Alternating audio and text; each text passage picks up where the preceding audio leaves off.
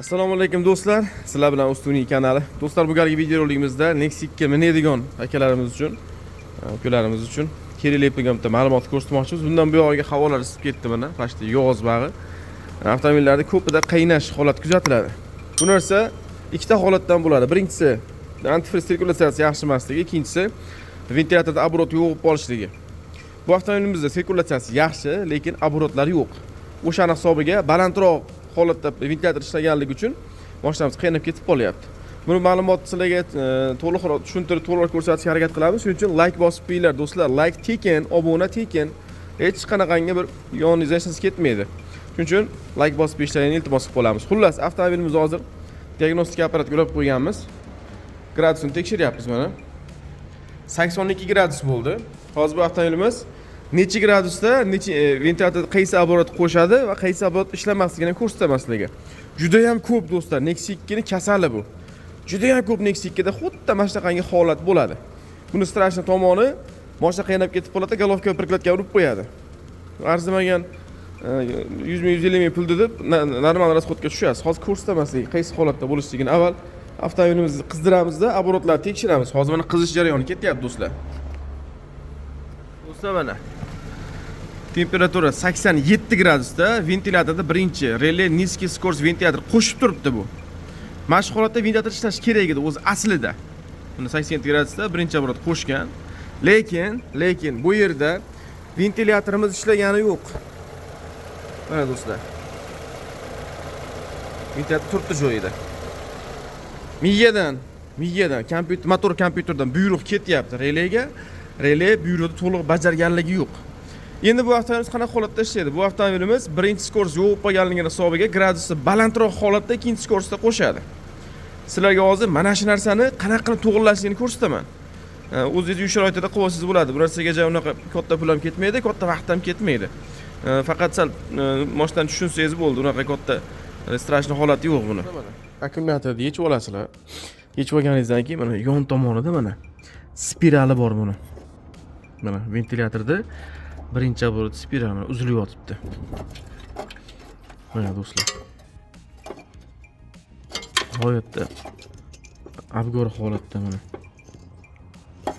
Ikkala obrotniki ham mana shu yerda bo'ladi do'stlar mana. Xuddi shu narsa charchaydigan bo'lsa, birinchi obrot yo'q bo'lib qoladi. Katta gradusda ochganlik hisobiga difuzor sovutilmaydi motorda.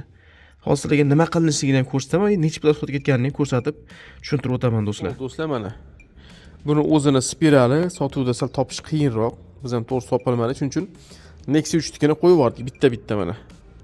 Xuddi o'ziga bir qilib qotirasiz. O'zinikini rezbas pastga qaragan bo'ladi. Buni ham pastga qarasiz bo'ladi.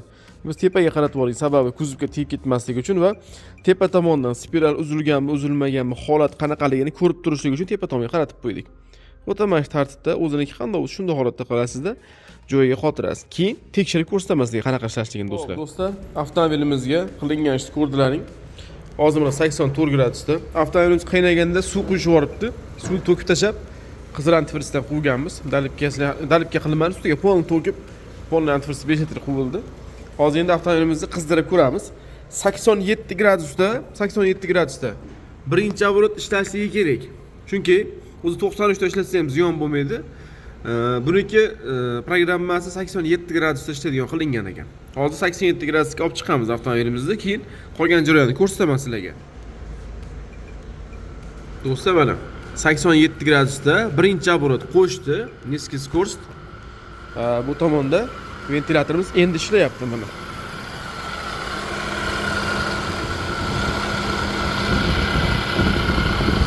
Havosi ham issiq havo haydayapti, sirkulyatsiyasi yaxshi. Antifriz ham o'zini normasida qoldi. Avtomobilimiz endi necha gradusga tushganda o'chishligini ham ko'ramiz. Do'stlar, bu mashina turgan joyida yurib tursa sekinroq soviydi. Sababi texotda turibdi-da hozir. Agar buni harakatlanish davomida bo'lsa, vaqti soviydi. Birinchi obrot lekin ancha-muncha vazifani bajaradi mana. Hozir mana 87 ga tushib, 87 ga chiqib, 85 ga qarab tushyapti, pastga qarab. Hozir ko'ramiz nechida o'chishligini.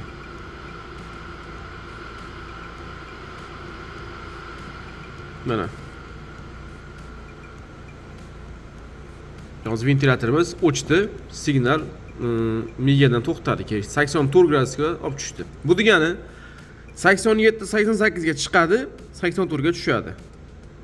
Tushgandan keyin yana 87, yana 88 ga chiqadi, yana 84 ga tushadi. Shu tartibda ishlasa, mashina umuman qiynamaydi, ajoyib holatda ishlaydi. Termostatlari joyida, pompalari yaxshi, shileylar, radiatorlar hammasi zo'r, sirkulyatsiyasi zo'r avtomobilda. Faqat birinchi obrat yo'lligini hisobiga mashina qiynab ketib qolavergan. Ikkinchi obrat kech ochganning hisobiga. Xullas do'stlar, agar sizlarda ham mana shunaqangi muammo bo'ladigan bo'lsa, xuddi shu tartibda bartaraf qilib olsalaring bo'ladi. Albatta, uni uy sharoitida qilib olsalaring bo'ladi. Buni soniga olib borish shart emas. Cho'ynakni ko'rasiz. Birinchi obrat yo'g'riladigan bo'lsa, cho'ynakni qo'yib qo'yasiz, bo'ldi. Muammo hal. Agar sizlarga videolar ma'qul kelgan bo'lsa, manfaatli bo'lgan bo'lsa, bitta videoga like bosib, kanalga obuna bo'lishni unutmanglar do'stlar. Sog' bo'linglar, salomat bo'linglar. Rahmat sizlarga.